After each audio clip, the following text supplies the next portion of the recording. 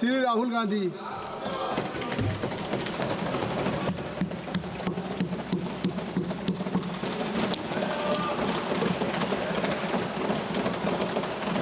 Thank you, Speaker Sir, for letting me speak today on the Constitution.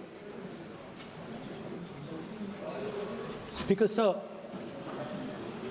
in my last few speeches, I spoke about the concept of Abhay Mudra,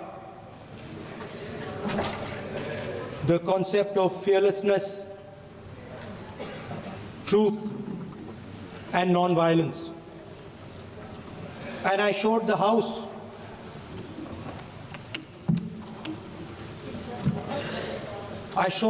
images of our different religions displaying this Abhay Mudra.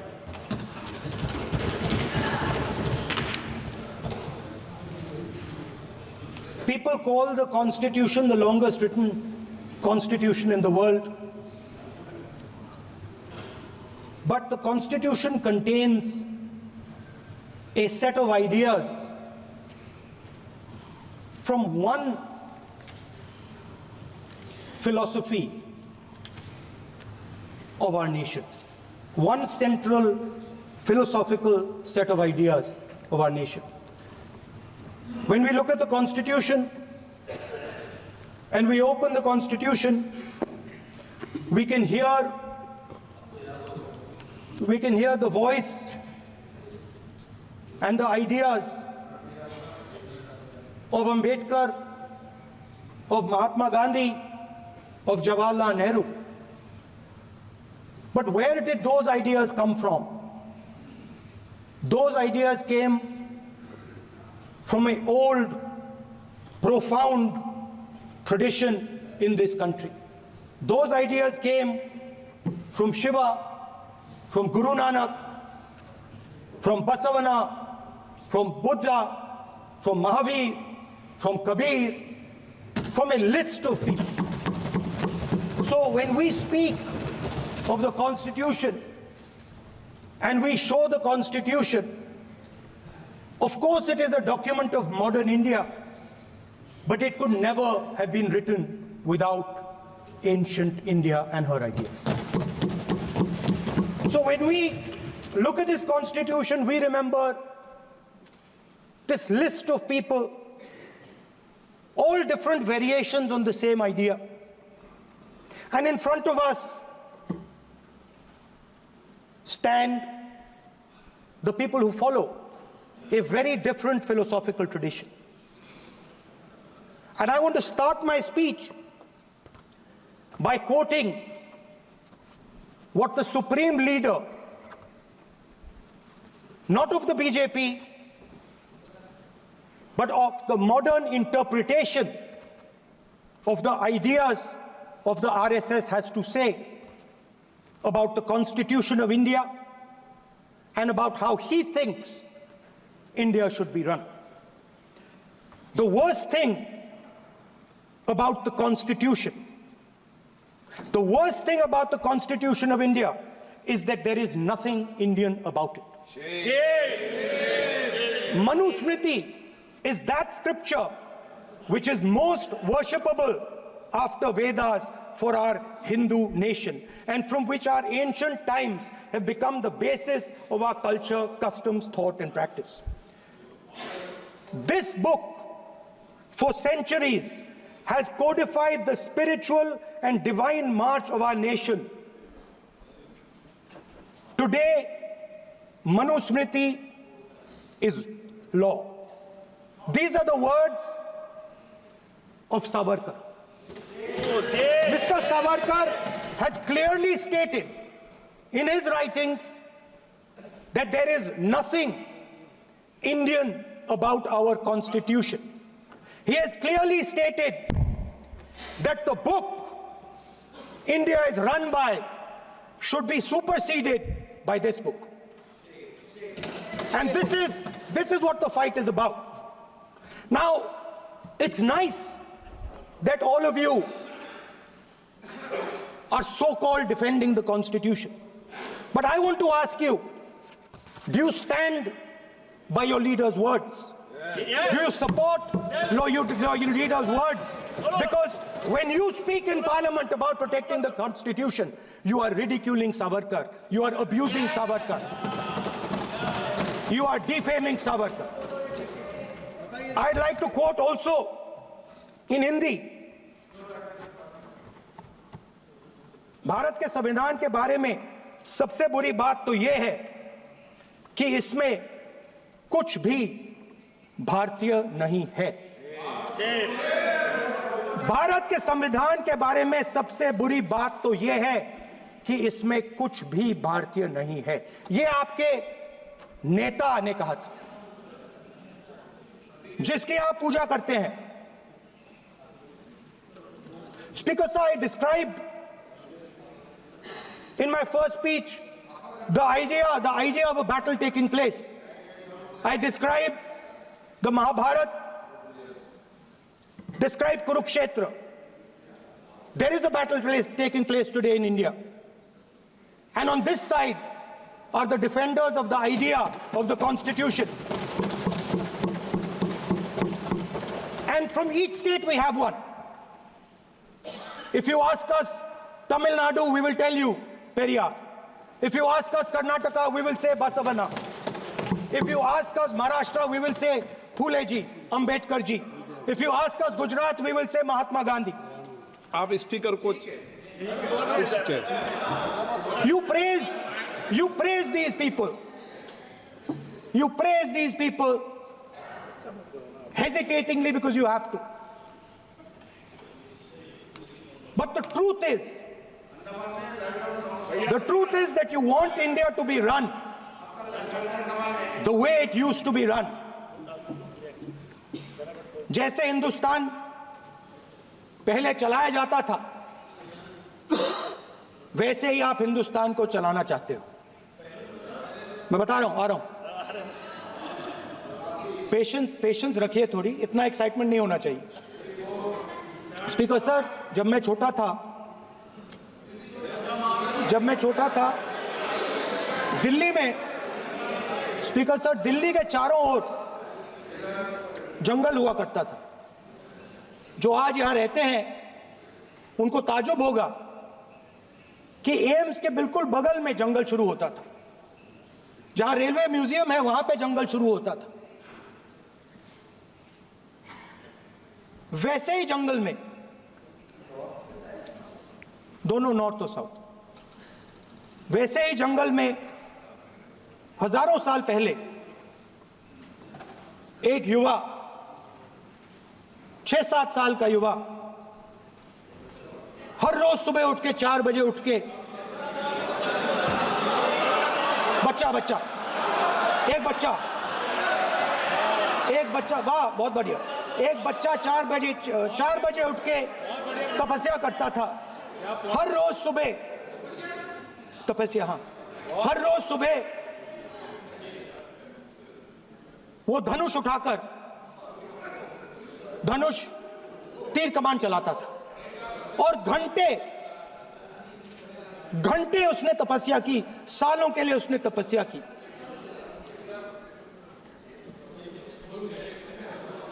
पास लोगों को पता लगने लगा कि लड़का है। यही तो आप नहीं समझ सकते हो, यही तो प्रॉब्लम है। धनुष में तपस्या है, मनरेगा के काम करने में तपस्या है। तपस्या का मतलब शरीर में गर्मी पैदा करना, समझिए। हाँ, तब का ये मतलब है, तपस्या का ये मतलब है। तो ये तपस्या कर रहा था, लोगों को पता लगा और वो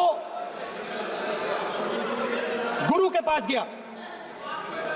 लड़के का नाम एकलव्य था और वो गुरु के पास गया और उसने कहा, गुरु द्रोणाचार्य जी,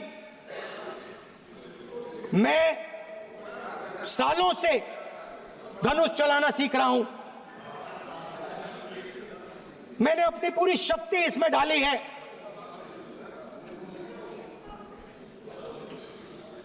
आप मेरी मदद कीजिए, आप मेरे गुरु बनिए। द्रोणाचार्य जी ने एकलव्य को कहा कि आप ऊंची जात के नहीं हो, आप ऊंची जात के नहीं हो, आप द्विजा नहीं हो। मैं आपका गुरु नहीं बनूंगा, यहां से तुम चले जाओ। और एकलव्य चला गया। फिर से एकलव्य ने तपस्या शुरू की, फिर से तपस्या शुरू की। कुछ साल बाद द्रोणाचार्य जी और पांडव उसी जंगल से निकले। एक कुत्ता भौंक रहा था, कहानी आपने सुनी है, सुना देता हूं। कुत्ता भौंक रहा था, अचानक कुत्ते की आवाज शांत हो गई। द्रोणाचार्य जी और पांडव पास गए और उन्होंने देखा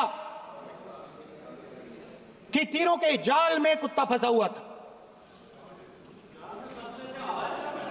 मुंह में तीर था एक, हाँ, मगर कुत्ता तीरों के जाल में फंसा था। एक तीर मुंह में थी, शांत था कुत्ता, मगर कुत्ते को चोट नहीं लगी। एकलव्य ने अहिंसा के साथ कुत्ते को शांत किया था। द्रोणाचार्य जी आते हैं और एकदम पूछते हैं, तुम्हें यह किसने सिखाया? एकलव्य जवाब देता है, द्रोणाचार्य जी, यह मैं सीखा हूं, मैंने तपस्या की है, घंटों मैंने प्रैक्टिस की है।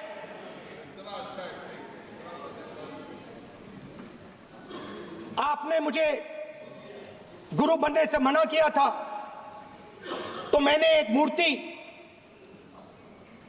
मट्टी की मूर्ति सामने रखी और मैंने प्रैक्टिस की और मैं सीखा।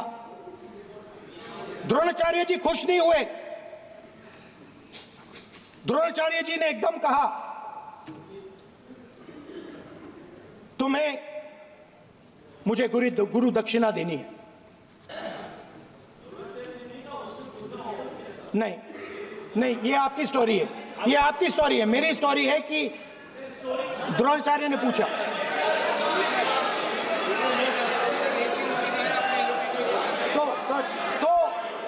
तो द्रोणाचार्य जी ने, Sir, the PM will not speak. You have to understand. If you are not giving order, Prime Minister has to speak. That you have to understand. If you are not giving protection, if you are not giving protection to LOP, then Prime Minister has to speak here.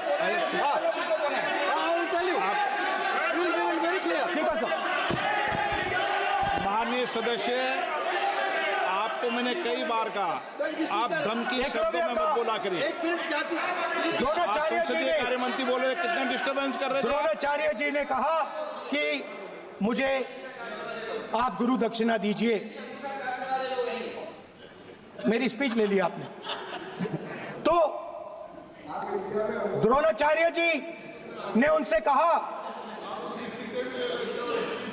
कि गुरु दक्षिणा के लिए मुझे तुम्हारा हुनर, तुम्हारा भविष्य, तुम्हारा अंगूठा चाहिए। और एकलव्य ने अंगूठा काट के द्रोणाचार्य को दे दिया।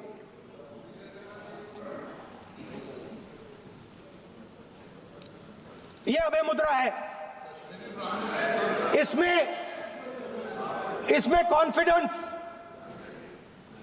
स्ट्रेंथ, निडरता कहां से आती है? हुनर से आती है, इस अंगूठे से आती है। ये लोग इसके खिलाफ हैं। जैसे द्रोणाचार्य जी ने एकलव्य का अंगूठा काटा, वैसे ही आप पूरे देश का अंगूठा काटने में लगे हुए हो। आप जैसे ही एकलव्य का, जैसे द्रोणाचार्य जी ने एकलव्य का अंगूठा काटा, वैसे ही आप हिंदुस्तान के युवाओं का जैसे ही एकलव्य ने देखो सर, जैसे एकलव्य का अंगूठा काटा गया वैसे ही आप हिंदुस्तान के युवाओं का सबका अंगूठा काटते हो। जब आप अदानी जी को धारावी देते हो तो आप धारावी के जो एंटरप्रेन्योर्स हैं, जो स्मॉल एंड मीडियम बिजनेसेस हैं, उनका आप अंगूठा काटते हो। जब आप हिंदुस्तान के पोर्ट्स, एयरपोर्ट्स, डिफेंस इंडस्ट्री, ये सब जब आप अदानी को देते हो,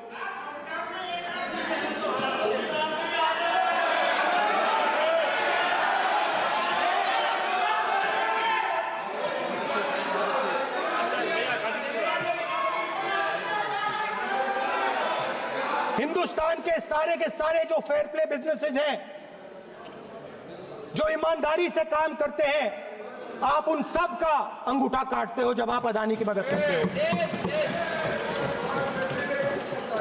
कॉन्स्टिट्यूशन में लैटरल एंट्री कर आप हिंदुस्तान के युवाओं का, पिछड़ों का, गरीबों का अंगूठा काटते हो।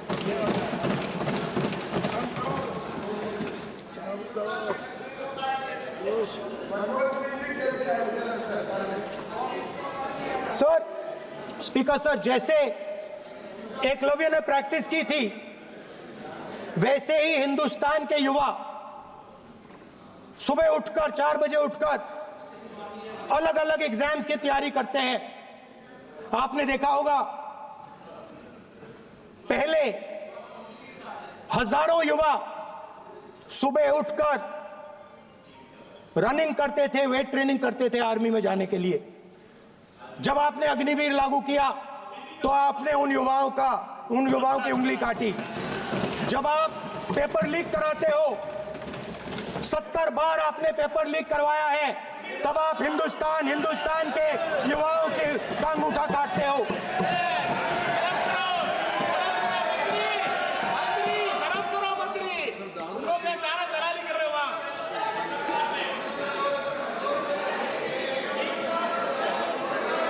आज बाहर, दिल्ली के बाहर आपने किसानों पर टीयर गैस चलाया है, आपने किसानों पर लाठीचार्ज किया है। किसान आपसे एमएसपी मांगते हैं, सही दाम मांगते हैं, मगर आप अदानी को फायदा पहुंचाते हो, अंबानी को फायदा पहुंचाते हो और किसान का अंगूठा काटने का काम करते हो। देखिए, हम कहते हैं अभय मुद्रा, हम कहते हैं डरो मत, आप कहते हो हम आपका अंगूठा काट देंगे। ये फर्क है। एक तरफ कौन सर बोलिए। मेरे कहना है कि हम एक मिनट प्लीज बैठिए, आप बैठिए, प्लीज बैठिए, आप बैठिए। आज हम भारत के संविधान की 75 वर्ष की गौरवशाली यात्रा कर रहे हैं और कल भाई ये चर्चा हुई थी कि हम संविधान की चर्चा करते समय उसकी उच्च कोटि की ये अपेक्षा है। आप स्पीकर सर, आप राष्ट्रपति भाषण नहीं है। कॉन्स्टिट्यूशन में कहीं नहीं लिखा है कि मोनोपोली होनी चाहिए। कॉन्स्टिट्यूशन में कहीं नहीं लिखा है कि पेपर लीक होना चाहिए। कॉन्स्टिट्यूशन में कहीं नहीं लिखा है कि अग्निवीर होना चाहिए। कॉन्स्टिट्यूशन में ये सब नहीं लिखा है, इसलिए मैं यहाँ रेस कर रहा हूँ। कॉन्स्टिट्यूशन में नहीं लिखा है कि हिंदुस्तान के युवाओं का अंगूठा काटना चाहिए, उनका जो हुनर है उनसे छीना जाना चाहिए।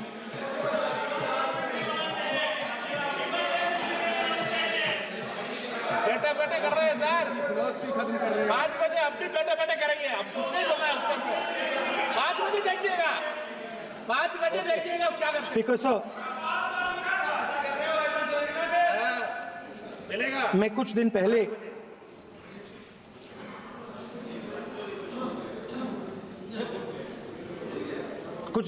मैं हाथरस गया। कुछ दिन पहले मैं हाथरस गया।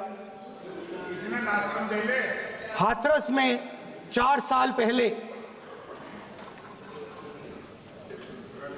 एक लड़की का बलात्कार होता है।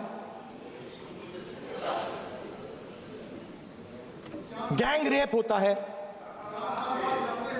3-4 लोग गैंग रेप करते हैं। मैं 2-3 दिन पहले उस लड़की के परिवार के घर में गया।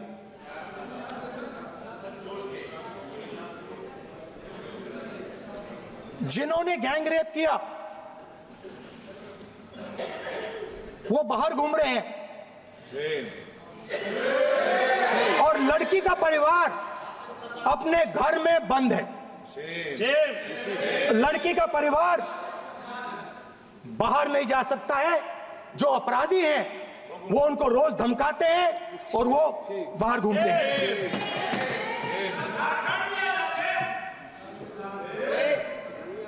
परिवार ने मुझे बताया कि बेटी का जो अंतिम संस्कार था वो भी नहीं करने दिया और चीफ मिनिस्टर ने इसके बारे में खुलकर मीडिया में झूठ बोला है। ये कॉन्स्टिट्यूशन में कहां लिखा है? ये कॉन्स्टिट्यूशन में कहां लिखा है कि जो बलात्कार करते हैं वो बाहर रहे और जिसका रेप हुआ है, जिसके परिवार, उस परिवार को बंद कर दिया जाए? कहां लिखा है कॉन्स्टिट्यूशन में? ये आपकी किताब में लिखा हुआ है, मनुस्मृति में लिखा है, मगर कॉन्स्टिट्यूशन में नहीं लिखा। और अगर आप कहते हो कि यूपी में आपका राज है और वहां पे कॉन्स्टिट्यूशन नहीं लागू होता है, वहां पे मनुस्मृति लागू हो रही है।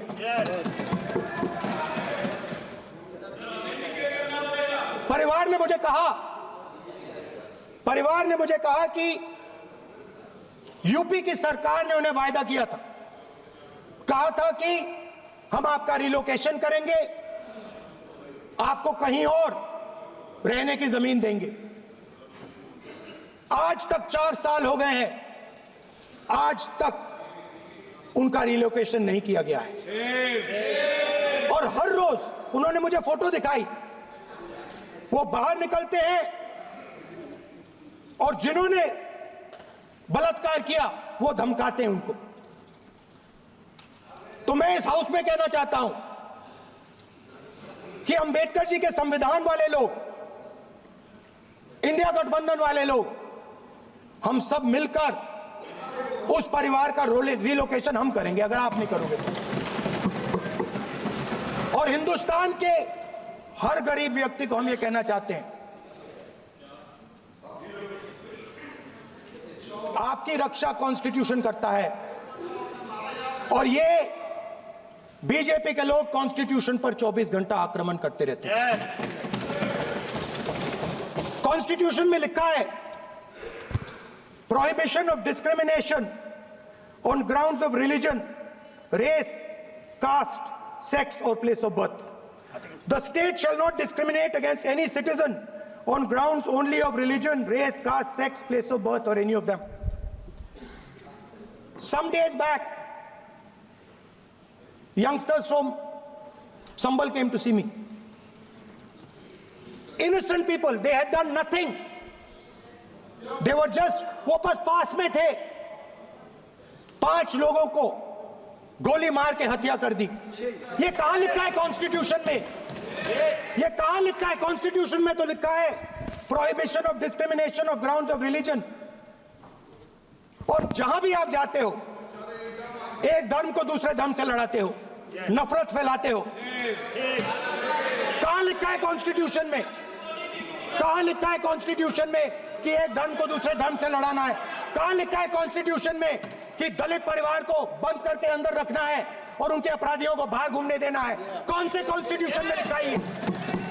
मुझे दिखाइए।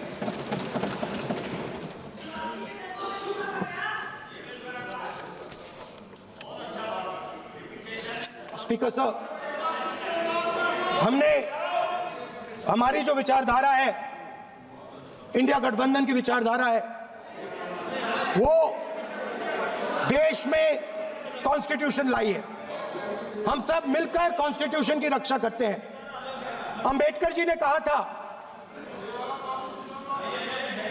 If there is political equality but no social and economic equality, political equality will be destroyed. ये अंबेडकर जी के शब्द हैं और आज ये बात सबके सामने है। पॉलिटिकल इक्वालिटी जो थी वो खत्म हो गई है। हिंदुस्तान के सारे इंस्टीट्यूशंस कैप्चर कर लिए गए हैं। सोशल इक्वालिटी नहीं रही, फाइनेंशियल इकोनॉमिक इक्वालिटी नहीं रही। इसीलिए हमारा अगला कदम जाति जनगणना होगा। हम देश को दिखाना चाहते हैं कि आपने किन लोगों का और कहां कहां अंगूठा काटा है। हम दलितों को, आदिवासियों को, पिछड़ों को, किसानों को, मजदूरों को दिखाना चाहते हैं कि आपने किस किस का अंगूठा काटा है। इसलिए जो मैंने वायदा किया था, इसी हाउस में यहां हम कास्ट सेंसस लागू करेंगे और उसके बाद हिंदुस्तान में एक नए तरीके का विकास होगा, एक नई तरीके की राजनीति होगी। जो मैंने पहले कहा था, जो आपको अच्छा नहीं लगता है, 50% रिजर्वेशन, उस दीवार को हम यहां तोड़ेंगे। 50% रिजर्वेशन की दीवार और जाति जनगणना हम यहां करा के दिखाएंगे। आपको जो कहना है कर लो, कह लो। स्पीकर सर, बहुत बहुत धन्यवाद। अध्यक्ष जी सर, क्योंकि एक मिनट में बुलाता हूं।